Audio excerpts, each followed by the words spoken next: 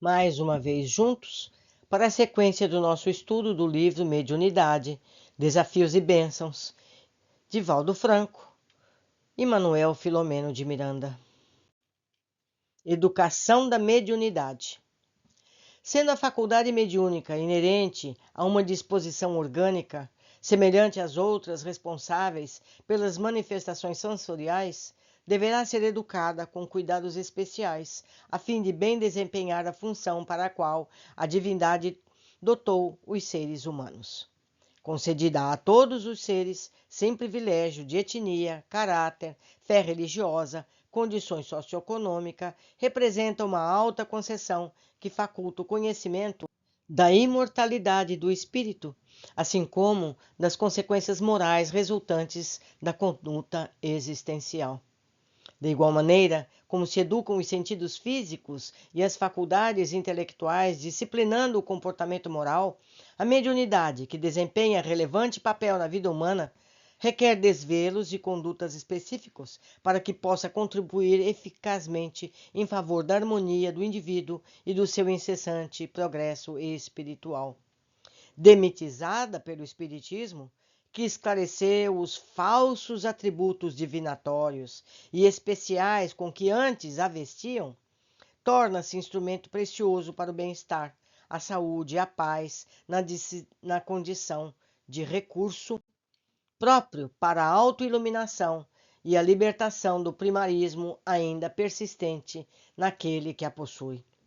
Causa estranheza, não poucas vezes, encontrar-se a mediunidade ostensiva em pessoas de conduta reprochável, enquanto outras dignas e corretas dela não se fazem possuidoras com a mesma intensidade.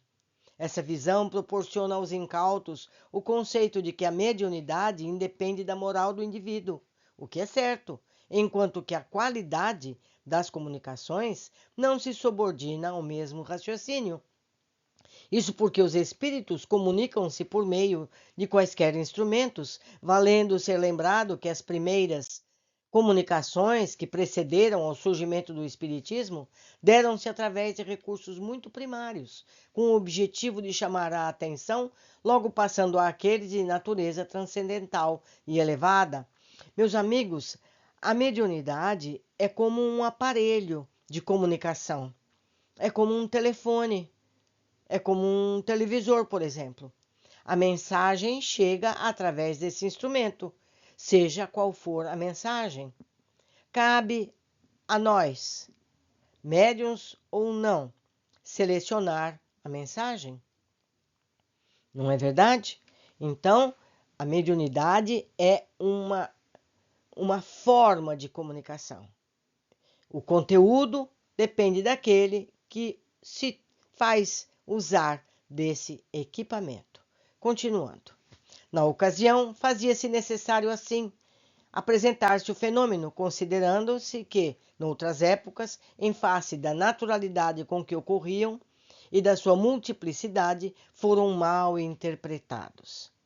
Mediante esse recurso, algo primitivo, foi necessário o estudo sério e a busca da causalidade do fenômeno, quando os próprios espíritos encarregaram-se de definir-se, elucidar com sabedoria a ocorrência. Aqui ele deve estar se referindo às mesas girantes. Quando explodiu para a população em geral a mediunidade, ela se fez das mais variadas e populares formas. Então, as mesas falavam. Como falavam? Através de pancadas, dizendo sim ou não, ou então soletrando tantas pancadas quanto letras do alfabeto, e assim iam se comunicando. Tanto que Kardec, no começo, duvidou disso. Achou que não, mesa não tem cérebro, como é que a mesa pode responder? Então ele foi pesquisar, e pesquisando ele descobriu que eram fenômenos feitos por espíritos que se usavam do ectoplasma da plateia para mobilizar a mesa e assim chamar a atenção para o fenômeno. Kardec é que organizou toda essa sistemática, trazendo para nós o espiritismo bem orientado, tanto que sumiram os fenômenos dessa natureza não existem mais. Quando existem, são raríssimos e não devem ser provocados, porque geralmente ocorrem por espíritos levianos, brincalhões, que boa coisa não trarão. Mas continuando o nosso estudo.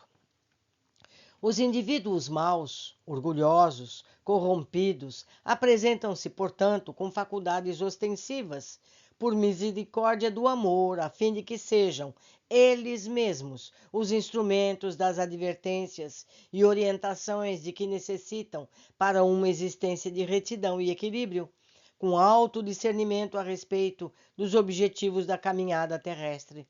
Permanecendo nos vícios a que se entregam voluntariamente, tornam-se mais responsáveis pelos atos danosos que os prejudicam, padecendo-lhes as consequências lamentáveis. Advertidos sobre a transitoriedade do corpo material de que se utilizam, não terão como justificar-se ante a própria consciência pela leviandade que se permitiram, assumindo as graves responsabilidades morais em relação ao futuro.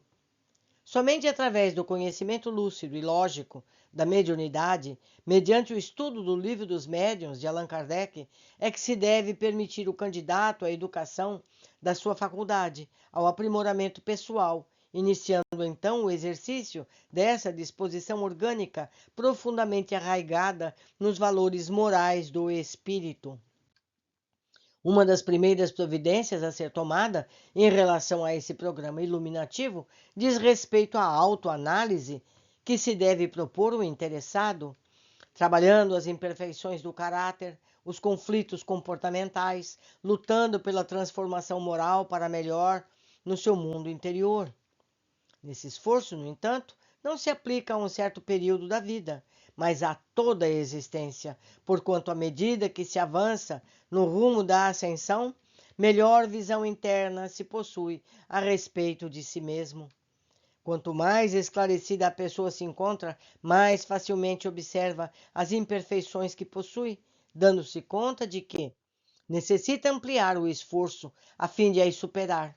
O contato com os espíritos em equilibrada frequência faculta a percepção da lei dos fluidos, mediante a qual torna-se factível a identificação dos comunicantes em decorrência das sensações, das emoções experimentadas.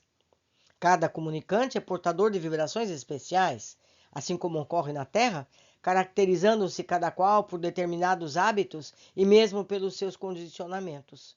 A observação do conteúdo das mensagens também é de salutar efeito, analisando-o, aplicando-o em si mesmo, quando expresse orientação, direcionamento, propiciadores de felicidade. Os médiuns sérios devem sempre aceitar para eles próprios, em primeiro lugar, as mensagens de que se fazem instrumento, assim aprimorando-se, crescendo na direção do bem. À medida que se tornam maleáveis as comunicações, essas mais expressivas se fazem, proporcionando a melhor qualidade de filtragem do pensamento que lhes é transmitido. Colocada a serviço do bem, a disciplina e a ordem são fundamentais para o seu mais amplo campo de realizações, porquanto a mediunidade não pode constituir-se estorvo à vida normal do cidadão, nem instrumento de interesses escusos sobre a falsa justificativa da aplicação do tempo que lhe é dedicado. O aprofundamento das reflexões, alcançando o patamar da concentração tranquila, faculta o ideal sintonia com os espíritos que se comunicarão, diminuindo a interferência das fixações mentais, dos conflitos perturbadores, melhor exteriorizando o pensamento e os sentimentos dos comunicantes. A tranquilidade emocional defluente da consciência de que se é instrumento e não autor das informações é fundamental, tornando-se simples e natural, sem as extravagantes posturas de que são seres especiais que se atribuem ou emissários irretocáveis da verdade, merecedores de tratamento superior durante o seu trânsito pelo mundo físico. João Batista proclamou, em referência a Jesus: é necessário que ele cresça e que eu diminua. O exemplo deve ser aplicado aos médiuns que desejam alcançar as metas ideais do seu exercício, considerando-se apenas como um instrumento que diminui de importância enquanto a mensagem cresce e expande-se. A busca atormentada da notoriedade, da fama, do exibicionismo constitui terrível chaga moral que o médium deve cicatrizar mediante a terapia da humildade, do trabalho anônimo. Desse modo, a arrogância, a presunção, a vaidade, que exaltam o ego, diminui a qualidade dos ditados mediúnicos que se faz portador aquele que assim se mantém. Prosseguir com naturalidade a experiência reencarnatória, sendo agradável e gentil, vivendo com afabilidade e doçura, de modo a se tornar seguro intermediário dos espíritos nobres e bons, que preferem eleger aqueles que se lhes assemelham ou que lhes forçam para melhorar-se cada vez mais, é dever impostergável. O bom médium, desse modo, conforme esclareceu Allan Kardec, não é aquele que comunica facilmente, mas aquele que é simpático aos bons espíritos e somente deles tem assistência. Isso está em Evangelho segundo o Espiritismo, no seu capítulo 24, item 12. Combater o ego e os seus parceiros para dar sentido aos valores espirituais é, sem dúvida, conduta salutar no processo da educação mediúnica e por toda a existência. No sentido oposto, quando a faculdade mediúnica não recebe a consideração nem os cuidados que lhe são devidos, não desaparece, antes permanece à mercê dos espíritos frívolos, irresponsáveis ou perversos que se comprazem, utilizando-a para fins ignóbeis para os quais o intermediário anui, culminando em transtornos emocionais graves, enfermidades, simulacros que proporcionam assimilação de agentes orgânicos destrutivos ou de obsessões de longo curso. De bom alvitre, portanto, será que todos os indivíduos portadores de mediunidade ostensiva ou natural esmerem-se em penetrar-se da responsabilidade, adquirindo afinidade com os mensageiros da luz, na grande obra de regeneração da sociedade e do planeta, que a eles se vem entregando com abnegação e devotamento. Meus amigos, o recado está dado. Os médiuns devem cuidar da sua, entre aspas, saúde espiritual. O caminho aí está. Por hoje ficamos aqui, aguardo com alegria a companhia de todos na sequência do nosso estudo.